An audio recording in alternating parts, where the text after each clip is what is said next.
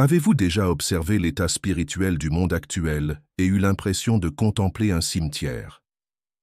Non seulement la décadence morale et le rejet de Dieu que nous constatons partout, mais quelque chose de plus profond et de plus troublant. Avez-vous remarqué que même de nombreuses églises semblent spirituellement apathiques, que d'innombrables croyants semblent vivre machinalement leur foi sans aucun feu ni conviction véritable dans leur cœur? Comment des familles qui priaient autrefois ensemble parlent à peine de Dieu, comment des nations entières, fondées sur des principes bibliques, se moquent désormais de la simple mention du nom du Christ?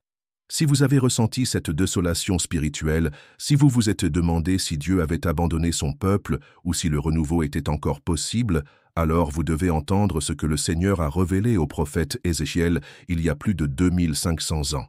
Car ce que vous ressentez n'est pas la fin de l'histoire de Dieu. C'est le prélude à la plus puissante démonstration de la puissance de la résurrection divine que le monde ait jamais connue. Le prophète Ézéchiel n'était pas étranger au désespoir. Il vivait en exil, regardant sa Jérusalem bien-aimée tomber en ruine, voyant le peuple élu de Dieu dispersé comme des brebis sans berger. Le temple était détruit, le sacerdoce brisé, et il semblait que toutes les promesses que Dieu avait faites à Israël s'étaient réduites en poussière.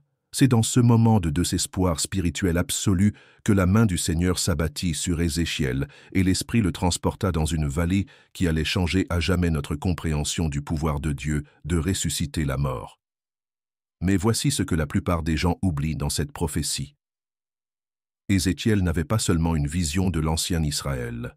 Il lui était présenté le plan directeur de la manière dont Dieu œuvre à chaque génération, en particulier dans les derniers jours précédant le retour du Christ. La vision commence avec Dieu déposant Ézéchiel au milieu d'une vallée, et la première chose qu'il remarque est que cette vallée est remplie d'ossements. Non pas seulement quelques restes dispersés, mais une multitude impressionnante d'ossements humains recouvrant tout le paysage à perte de vue.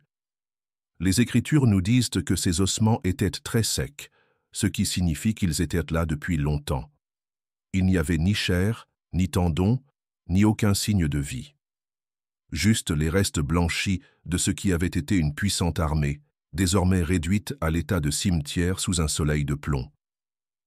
Imaginez-vous à cet endroit. Le silence serait assourdissant. L'odeur de la mort serait accablante. Chaque pas vous rappellerait que c'était un lieu où l'espoir avait péri. Mais Dieu pose alors à Ézéchiel une question qui ressonne à travers les âges et qui touche directement notre présent.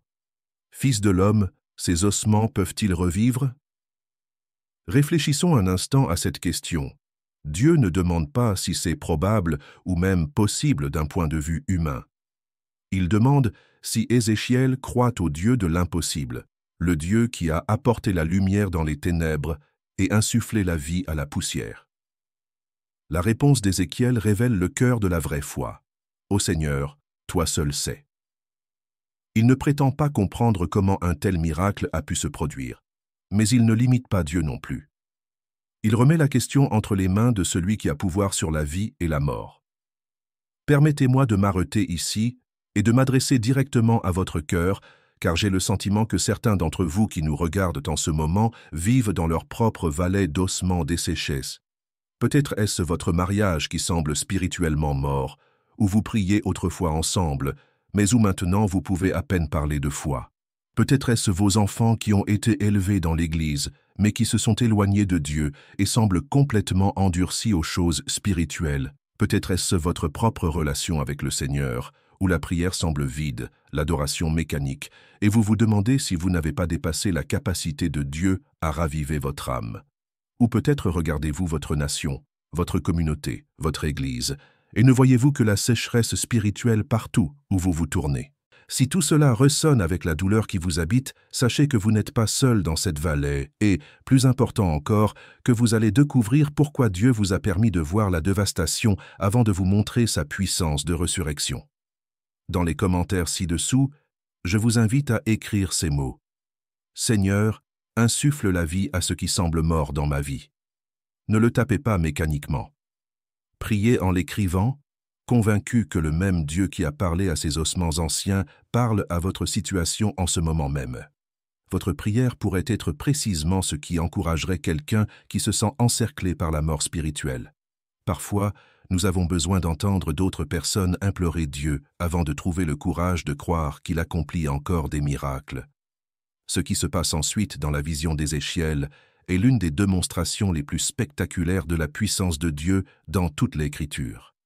Le Seigneur ordonne aux prophètes de prophétiser aux ossements, de proclamer la vie sur la mort, de proclamer la parole de Dieu sur des situations désespérées. Et tandis qu'Ézéchiel commence à prophétiser, quelque chose d'extraordinaire se produit.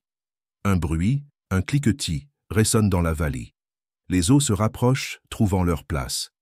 Des tendons apparaissent, puis de la chair, puis de la peau recouvre les corps nouvellement formés. Mais voici le détail crucial que la plupart des gens négligent. Même après toute cette reconstruction surnaturelle, même après que les corps aient retrouvé leur apparence humaine, il n'y a toujours pas de souffle en eux. Ils semblent vivants, mais ils sont toujours morts. C'est là que la prophétie révèle l'une de ses vérités les plus profondes sur le renouveau spirituel.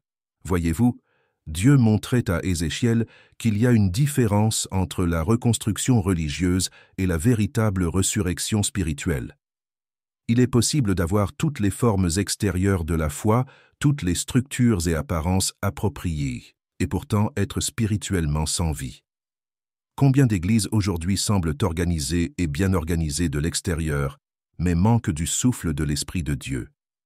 Combien de croyants ont les bases théologiques solides, peuvent reciter toutes les doctrines correctes et observer tous les comportements religieux appropriés, mais ne sont pas habités par une véritable vie spirituelle? C'est pourquoi Dieu a exigé une seconde parole prophétique. Ézéchiel a dû prophétiser à nouveau, cette fois au souffle lui-même, invoquant l'Esprit de Dieu pour qu'il vienne des quatre vents et insuffle la vie à ces corps reconstruits. Lorsque ce souffle divin est entré dans ces corps, les Écritures disent qu'ils ont repris vie et se sont levés, formant une armée immense. Non pas seulement des individus ressuscités, mais une force unifiée, prête au combat, prête à accomplir les desseins de Dieu sur terre. Tel est le modèle d'un véritable réveil. D'abord, Dieu reconstruit ce qui a été brisé et disperse, rétablissant l'ordre dans le chaos, puis il insuffle son esprit dans cette reconstruction, apportant vie, puissance et détermination. Et remarquez que le résultat n'est pas seulement une restauration personnelle, mais une force collective. Dieu ne ressuscite pas seulement des individus, il crée des armées de croyants équipés pour faire avancer son royaume sur terre. Le moment de cette prophétie est crucial pour comprendre l'action de Dieu dans notre génération. Ézéchiel reçut cette vision pendant l'exil à Babylone, alors que l'alliance de Dieu avec Israël semblait complètement brisée. Le peuple avait été infidèle, la nation détruite et dispersée parmi des peuples païens adorant de faux dieux. De tout point de vue humain, l'histoire était terminée. Les promesses avaient échoué. L'alliance était rompue, le peuple était pour ainsi dire mort, mais Dieu montrait à Ézéchiel que l'exil n'était pas la fin de l'histoire, c'était la préparation de la résurrection. La dispersion n'était pas seulement une punition, c'était la préparation d'un plus grand rassemblement. L'accomplissement littéral de cette prophétie nous révèle l'un des événements surnaturels les plus remarquables de l'histoire moderne. Pendant près de 2000 ans, le peuple juif fut dispersé sur la terre, persécuté, opprimé et apparemment privé de tout espoir de retour dans sa patrie. De nombreux théologiens et érudits croyaient que le temps d'Israël était révolu, que l'Église l'avait définitivement remplacé dans le plan divin.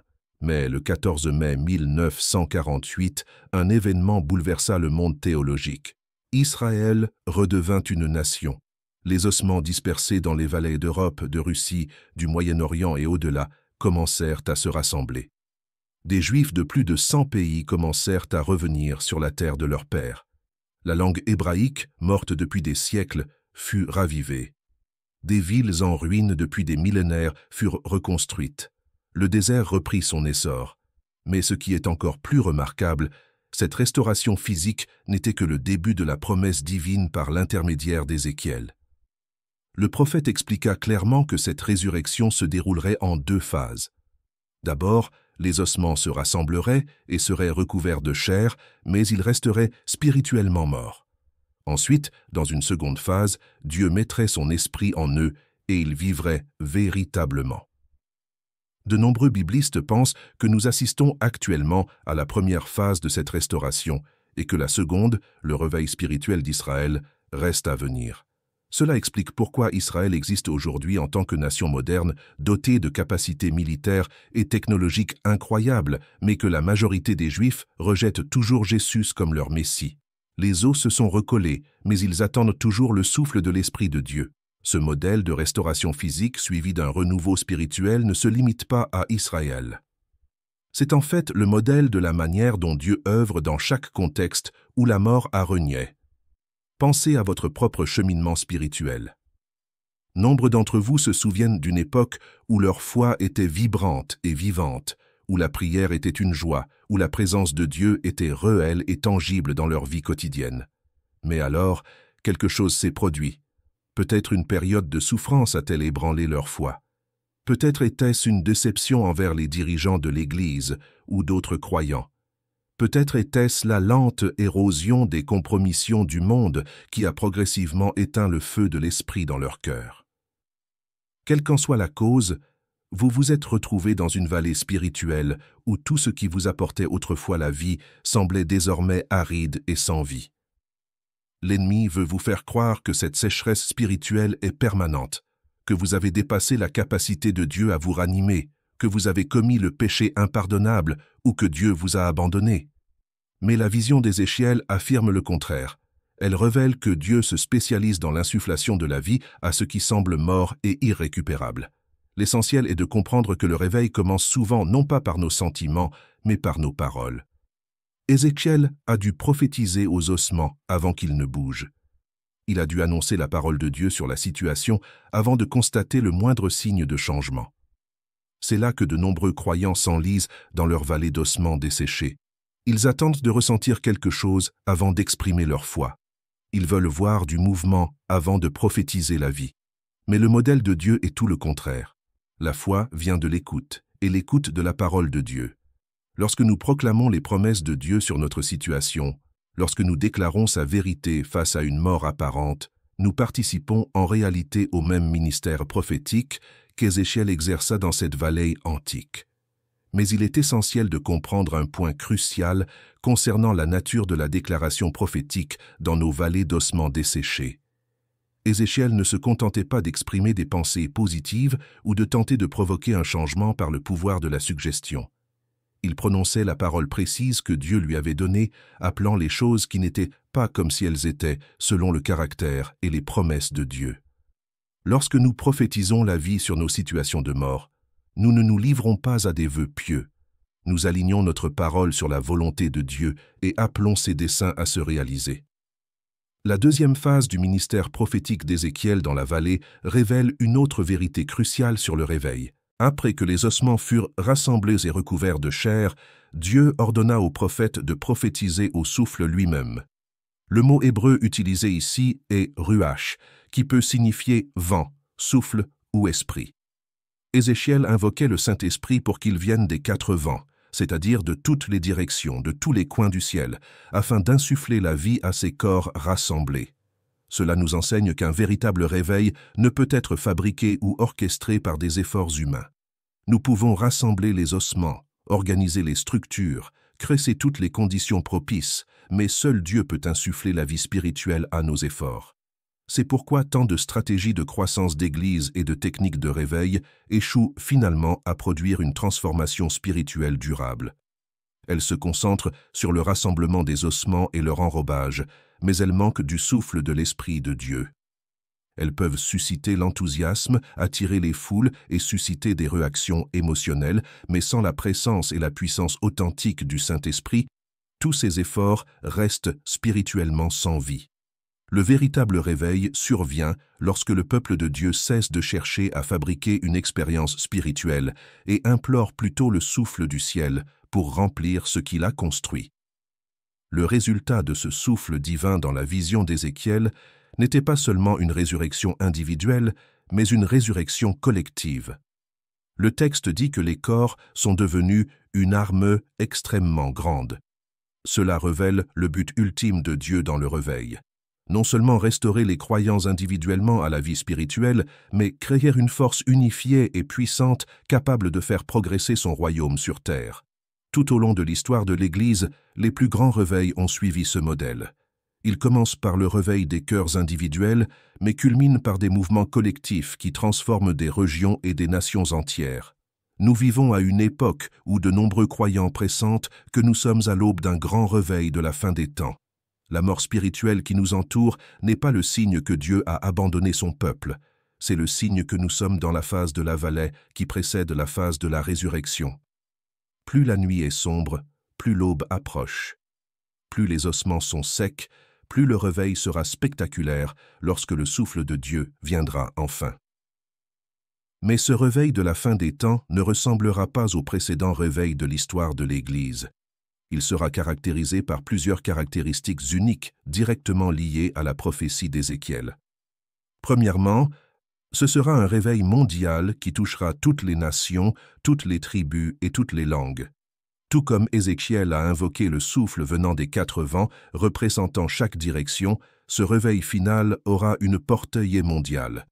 Nous en voyons déjà les signes dans la croissance explosive du christianisme en Asie, en Afrique et en Amérique latine, alors même que les bastions chrétiens traditionnels d'Europe et d'Amérique du Nord connaissent un déclin spirituel. Dieu suscite son armée de la fin des temps, venue de lieux inattendus et par l'intermédiaire de personnes inattendues. Deuxièmement, ce réveil rassemblera ce qui a été dispersé et divisé.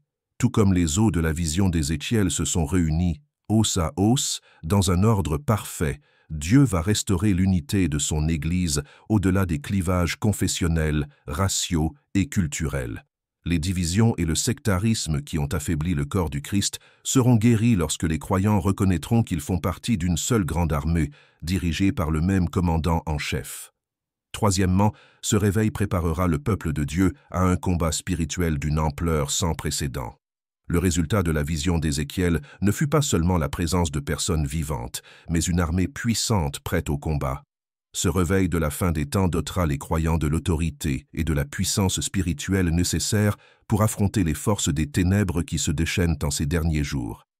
Il préparera l'Église non seulement à survivre à la tribulation à venir, mais aussi à faire progresser le royaume de Dieu au cœur de celle-ci. Quatrièmement, ce réveil démontrera la fidélité de Dieu à ses promesses, même lorsque tout semble désespéré. Tout comme Dieu a prouvé sa fidélité à Israël dispersé en le rassemblant sur sa terre, il prouvera sa fidélité à son Église en accomplissant chacune de ses promesses concernant l'effusion de son esprit dans les derniers jours. Ce réveil fera taire toutes les voix qui se sont moquées des promesses de Dieu et ont déclaré sa parole obsolète ou sans objet. Mais voici ce que vous devez comprendre concernant votre rôle dans ce réveil à venir. Vous n'avez pas besoin d'attendre qu'il commence pour vivre la résurrection dans votre propre vallée d'ossements desséchés. Dieu veut vous revitaliser personnellement dans le cadre de sa préparation au réveil collectif à venir. Il veut insuffler une vie nouvelle à votre vie de prière, à votre adoration, à votre soif de sa parole, à votre passion pour les âmes, à votre foi en l'impossible. Il veut ressusciter l'espoir là où le désespoir régnait, la joie là où la dépression dominait, et un sens à la vie là où la confusion dominait. La question est la même que celle posée par Dieu à Ézéchiel. Ces os peuvent-ils vivre? Votre mariage peut-il être restauré? Vos enfants prodigues peuvent-ils rentrer à la maison? Votre Église peut-elle connaître un véritable réveil spirituel? Votre nation peut-elle se tourner à nouveau vers Dieu? Votre cœur peut-il être à nouveau enflammé pour Jésus? La réponse ne dépend pas de l'apparence de sécheresse des eaux, ni de la durée de leur état. Elle dépend de votre foi en le Dieu de la résurrection, le Dieu qui se spécialise dans la résurrection de la mort. Mais croire n'est pas passif, c'est actif. Comme Ézéchiel, vous devez être prête à prophétiser à vos os avant de les voir bouger. Vous devez proclamer la vie sur vos situations de mort en vous basant sur la parole de Dieu et non sur ce que vous voyez avec vos yeux naturels.